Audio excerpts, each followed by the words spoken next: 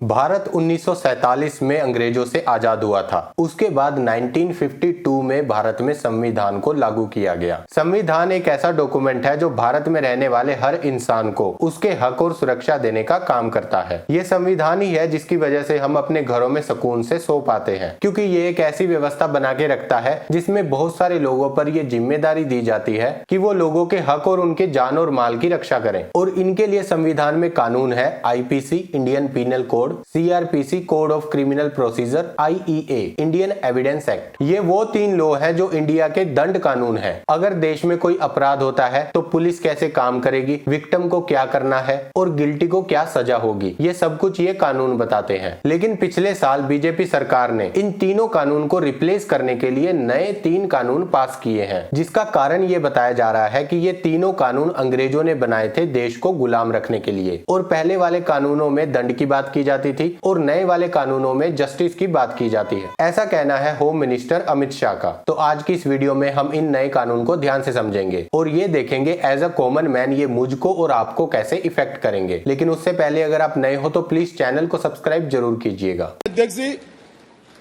Indian penal code, इसकी जगह जो इंडियन पिनल कोड 1860 में बना, उसका उद्देश्य ही दंड देना था, उसका उद्देश्य न्याय देना नहीं था। उसकी जगह भारतीय न्याय संहिता 2023 इस सदन की मान्यता के बाद पूरे देश में अमल में आएगी। भारत में बहुत सारे ऐसे आर्किटेक्चर हैं जिनको अंग्रेजों ने बनवाया था। क्या हम उनको भी डिमोलिश करने के बारे में सोच सकते हैं? इसी तरह ये जो हमारे देश के 3 क्रिमिनल लॉज थे, ये भी हमारे देश के बहुत अहम पिलर हैं जो देश में संतुलन बनाए रखने के लिए मदद कर रहे हैं आजादी के बाद से, जैसे कि आईपीसी, सीआरपीसी, आईईए। लेकिन पिछले 100 सालों में क्राइम का नेचर, क्राइम करने के तरीके बहुत बदल चुके हैं। फॉर एग्जाम्पल, 100 साल पहले किसी ने ये नहीं सोचा होगा कि आने वाले समय में एक ऐसी वीडियो गेम आएगी जिसमें बच्चों को सुसाइड करने पर मजबूर कर दिया जाएगा। इसीलिए पार्लियामेंट में इन 3 पुराने लॉ को नए लॉ से रिप्लेस करने के बारे में सोचा गया है। अब कोई भी लॉ जो बनता है वो अच्छा है या नहीं, इसको बहुत सारे पैरामीटर से एनालाइज किया जा सकता है। लेकिन मेनली 3 चीजें होती हैं जिससे हम ये जज कर सकते हैं कि वो लॉ अच्छा है या बुरा। सबसे पहला, क्या टाइम पर जस्टिस मिल रहा है? दूसरा, क्या गुनहगार को फेयर ट्रायल मिल रहा है? तीसरा, क्या विक्टिम को फेयर कंपेंसेशन मिल रहा है? अब इन्हीं 3 पॉइंट्स को कवर करने के लिए 3 लॉज बनाए गए थे।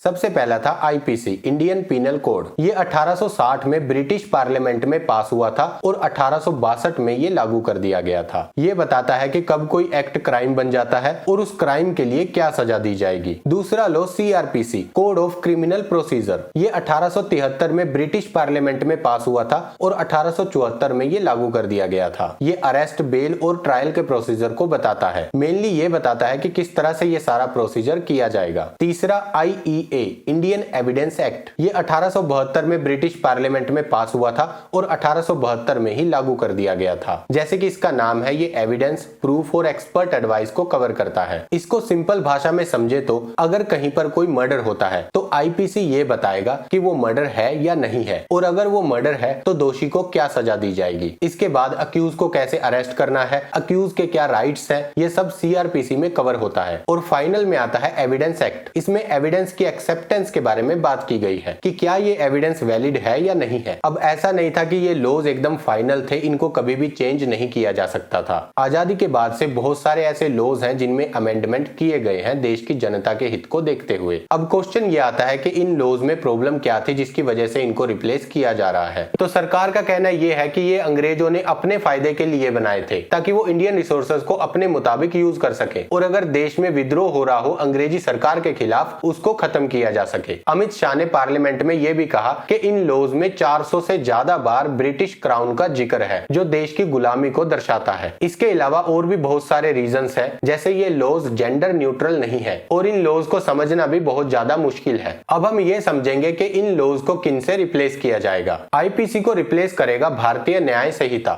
आईपीसी में टोटल 576 सेक्शंस हैं, लेकिन अब नए बिल में 356 सेक्शंस हैं, जिसमें 175 सेक्शंस को मॉडिफाई करने की बात की गई है और 8 नए प्रोविजन ऐड किए गए हैं और 22 सेक्शंस को हटाने की बात की गई है। भारतीय न्याय संहिता में ऐड किए गए कुछ लॉज को हम डिस्कस करते हैं। अगर किसी लड़की के साथ दुष्कर्म होता है, अब नियम और भी ज्यादा कठोर होंगे। अगर लड़की की उम्र 18 साल से कम है जिसके साथ दुष्कर्म हुआ है, तो गलत काम करने वाले इंसान को 20 साल तक की सजा हो सकती है और कुछ केसेस में उसे डेथ पेनल्टी भी दी जा सकती है। टेररिस्ट एक्ट को भी ऐड किया गया है। अगर कोई भी इंसान देश की सिक्योरिटी, सोवर्जिनिटी, इंटीग्रिटी, यूनिटी और इकोनॉमी को नुकसान पहुंचाता है तो उसको टेररिस्ट कंसीडर किया जाएगा। मॉब लिंचिंग को भी ऐड किया गया है। अगर भीड़ किसी इंसान को पीट पीट कर मार देती है तो इस केसेस में उन लोगों को भी सजा दी जाएगी। ये भी एक नया लॉ ऐड किया गया है। इसके साथ साथ स्नैचिंग जैसे अपराध के लिए भी लॉज बनाए गए हैं, लेकिन ये इतने बड़े अपराध नहीं होते जिनकी वजह से इंसान को जेल में भेजा जाए। जैसे हम सब जानते ही हैं कि हमारी जेल काफी ज्यादा क्राउडेड है, तो इस तरह के अपराध करने के बाद इंसान को कोई छोटी मोटी सजा दी जा सकती है। उससे कोई सोशल वर्क करवाया जा सकता है जिसके लिए उसे पैसे भी नहीं दिए जाएंगे। विक्टिम की आइडेंटिटी को सीक्रेट रखने के लिए भी नियम बनाए गए हैं। लाइक जैसे कि अगर किसी लड़की के साथ में दुष्कर्म किया गया है तो उसकी सिक्योरिटी के लिए उसकी आइडेंटिटी को सीक्रेट रखा जाता है।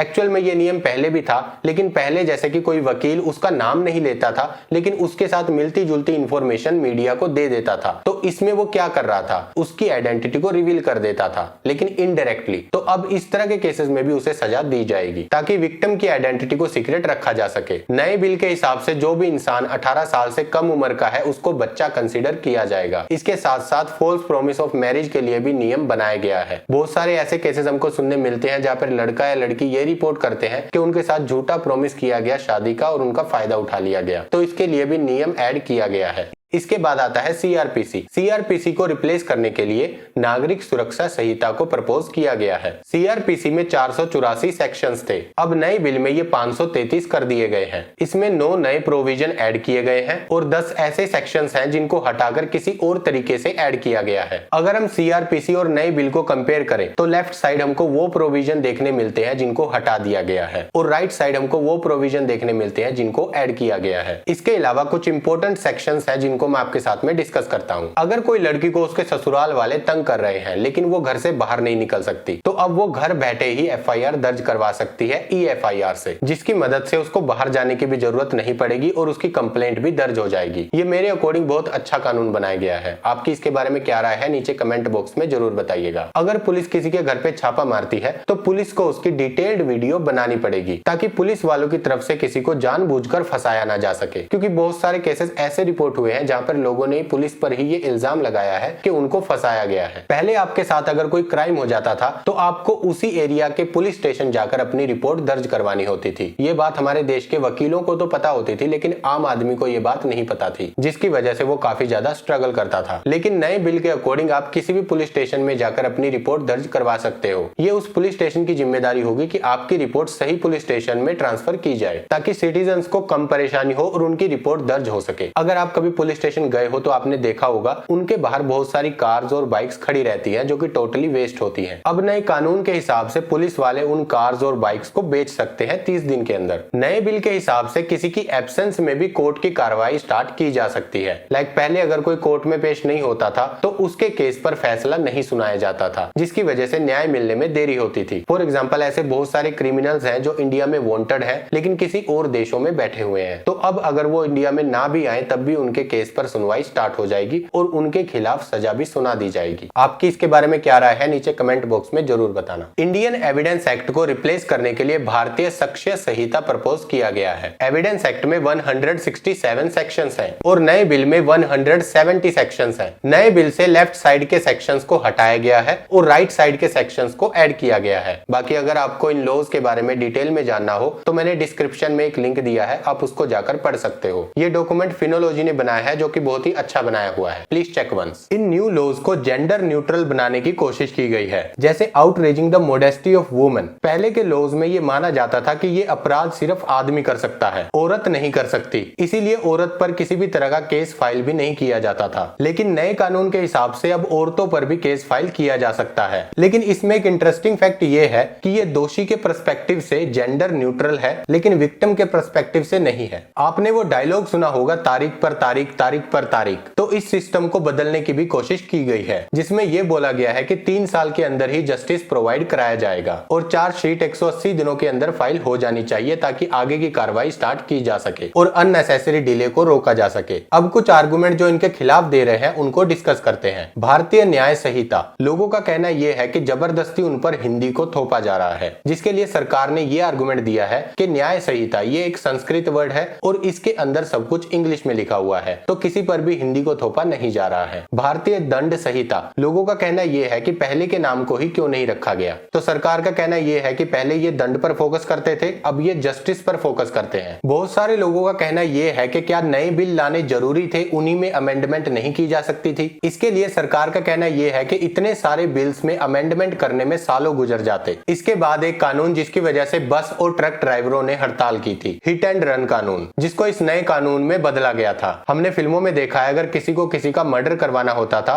तो वो उस पर ट्रक चढ़वा देता था, क्योंकि इस केस में दोषी को 2 साल की सजा और 50,000 तक का जुर्माना हो सकता है। लेकिन नए कानून के हिसाब से बस और ट्रक ड्राइवर को 10 साल की सजा और 7 लाख तक का जुर्माना हो सकता है। जिसके बाद बहुत सारे राज्यों में ड्राइवरों ने हड़ताल की। उनका आर्गुमेंट ये था कि अगर गलती सामने वाले की हो तो इस चीज को कौन देखेगा कि सामने वाले की गलती थी और इस वजह से एक्सीडेंट हुआ है। आप लोगों के नियम के हिसाब से तो सीधा ट्रक ड्राइवर को 10 साल की सजा और 7 लाख का जुर्माना लग जाएगा। तो हड़ताल के काफी ज्यादा बढ़ने के बाद सरकार ने इस नियम को रोक दिया है और कहा है कि इस पर और ज्यादा बातचीत की जाएगी। आपकी इसके बारे में क्या राय है, नीचे कमेंट बॉक्स में जरूर बताइएगा। Thank you.